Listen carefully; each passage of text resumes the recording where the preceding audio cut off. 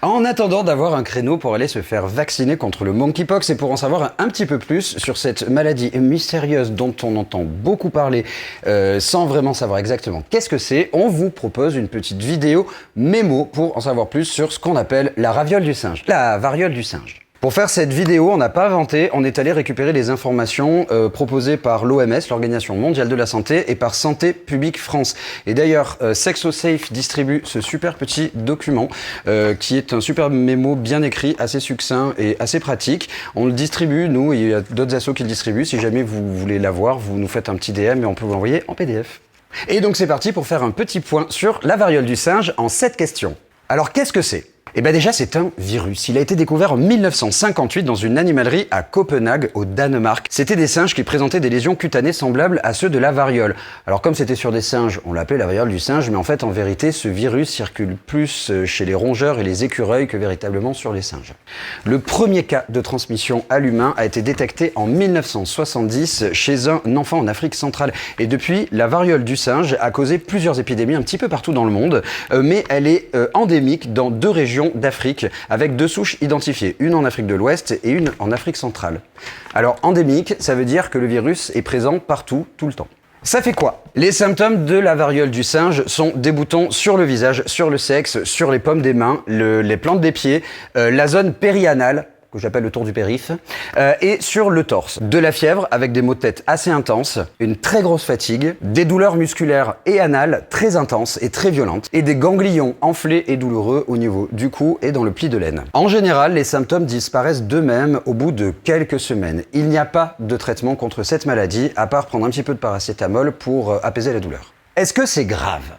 Alors pas vraiment, mais ça peut le devenir. Quand c'est grave, ça concerne surtout les enfants et les personnes immunodéprimées comportant des comorbidités. Des comorbidités, ça veut dire qu'il y a plusieurs problèmes de santé qui s'accumulent les uns sur les autres. Mais surtout, là où ça peut devenir vraiment plus grave, c'est pour les personnes qui n'ont pas accès aux soins comme dans les zones de conflit. Ici, on est surtout concerné par la souche de l'Afrique de l'Ouest, qui est moins dangereuse que celle de l'Afrique centrale.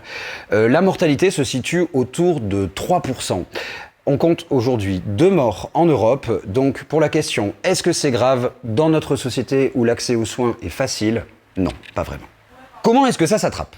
Principalement par contact rapproché avec la peau, les muqueuses, donc c'est-à-dire la bouche, le sexe et l'anus, et avec les boutons et les croûtes de la variole, mais aussi avec les draps, les serviettes de bain, les rasoirs, les brosses à dents et tout ce qu'il faut pas s'échanger d'habitude en fait.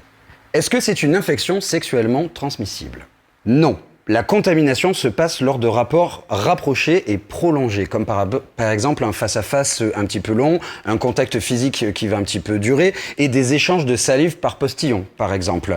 Alors, avec ou sans pénétration, c'est vrai qu'un rapport sexuel, effectivement, ça représente un risque très important de contamination, mais on le considère pas comme une infection sexuellement transmissible, parce que ce genre de rapports très rapprochés peuvent arriver même en dehors des rapports intimes.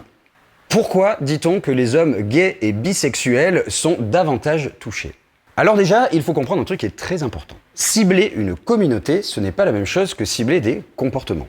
On ne parle pas d'hommes gays ou homosexuels, mais on va parler d'hommes ayant des rapports sexuels avec des hommes. Et c'est pas pour être prosaïque, c'est parce qu'on cible des personnes s'engageant ou s'étant engagées dans des relations sexuelles avec d'autres hommes. Et peu importe comment ils qualifient ou ils définissent leur orientation sexuelle ou leur identité de genre. C'est pour ça qu'on considère aussi que les hommes trans sont concernés. Indépendamment donc de l'orientation sexuelle, le facteur principal de contamination, ça reste la multiplicité des partenaires sexuels. 74% des cas renseignés ont dit avoir eu au moins 2 partenaires sexuels durant les 3 semaines qui ont précédé l'apparition des premiers symptômes.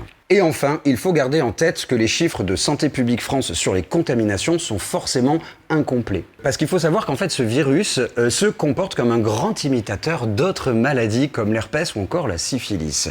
On peut donc très facilement passer à côté du diagnostic. Et depuis l'épidémie de VIH-Sida et l'arrivée des traitements antirétroviraux, et plus récemment avec l'avènement de la PrEP, l'engagement communautaire sur la santé des hommes ayant des rapports sexuels avec les hommes et des travailleuses et des travailleurs du sexe est beaucoup plus important que dans d'autres groupes sociaux.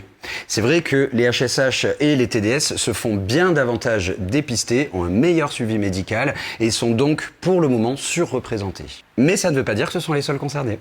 Le vaccin est-il efficace? Oui, la vaccination permet de diminuer le risque de contracter le monkeypox de 80 à 85%. En plus, c'est un vaccin qu'on a et qu'on maîtrise depuis très longtemps. Par contre, on ne sait pas encore si cette protection sera efficace toute la vie. Voilà, on a fait un petit tour rapide de ce qu'on sait pour l'instant. Si vous voulez en savoir plus ou si vous souhaitez savoir où vous faire vacciner, je vous invite à vous retrouver sur santépubliquefrance.fr où vous appelez Monkeypox Info Service, accessible tous les jours de 8h à 23h au numéro vert 0801 90 80 69. C'est un appel et un service gratuit, anonyme et confidentiel. En attendant, faites attention à vous, à celles et ceux que vous aimez et aux autres aussi.